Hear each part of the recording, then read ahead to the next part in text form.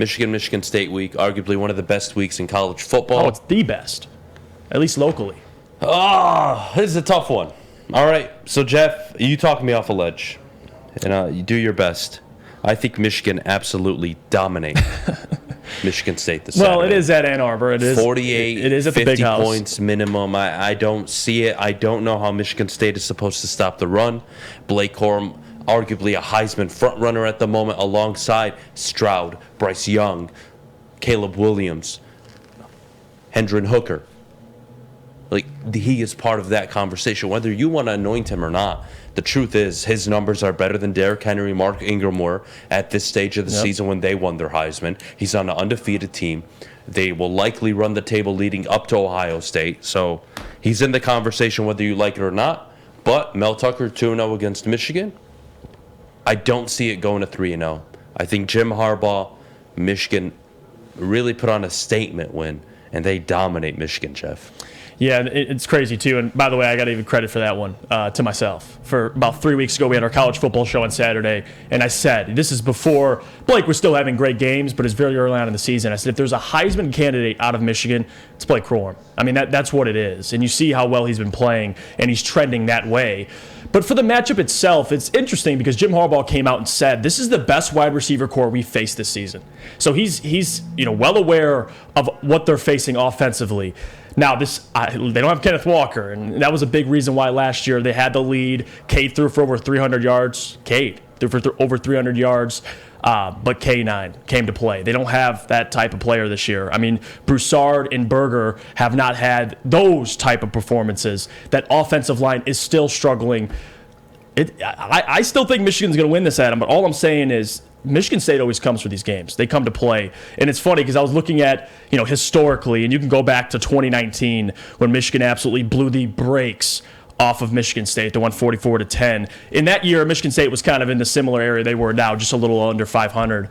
But something tells me this isn't going to be a complete blowout. I know it's at Ann Arbor. I know it's J.J. McCarthy. He's getting more and more comfortable. It seems like he's getting better. And this defense is a lot deeper than last year. And that's something I'm going to be looking for, because if you look at Michigan State and you look how they match up with Michigan, they're allowing over 150 yards per game rushing.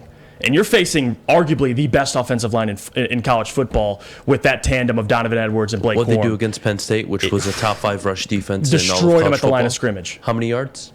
Over 400? Yeah, 400 yards. Over 100 from both of those guys. So it's a recipe for disaster, but I think Michigan State will come to play. Maybe Hazleton is getting a lot of unnecessary gripe, criticism, whatever you want to call it. Maybe, just maybe. But if we were in the Roman days and we were at the Coliseum, Hazleton would be dragged out and fed to the lions. And you know what's going to happen Saturday? Jim Harbaugh's going to point that thumb down. Oh, no. They're going to run for another 300-400 yards against Michigan State, and it's not going to be pretty. That offensive line it's even better than last year. It really is. So I feel like, again, one thing Jim acknowledged too, and I was listening to an interview, is him talk about Jacoby Windman and his ability to force fumbles, get after the quarterback. I just don't see him making an effect this game like he's had previously. Like, this is a different offensive line. If you can't get pressure on J.J. McCarthy, he's going to pick that secondary apart. Let me ask you this. I mean, that's the reality. We understand Michigan State secondary is one of their weaknesses, yes? Yes, Let's correct. say you stack the box and you commit to stopping the run against Michigan, okay? Mm-hmm. Let's walk through that. All right, cool. 7, 8 people in the box. Are you comfortable leaving your secondary players one-on-one with no safety help against Ronnie Bell? JJ has shown previously he missed a couple of those throws, even if he misses them, you don't want to give them the opportunity. No. Roman Wilson, you want to give them 7, 8, 10 yards of separation at the line of scrimmage? Well, they're going to run that bubble screen, and they're going to beat you for a big play. So I don't see it.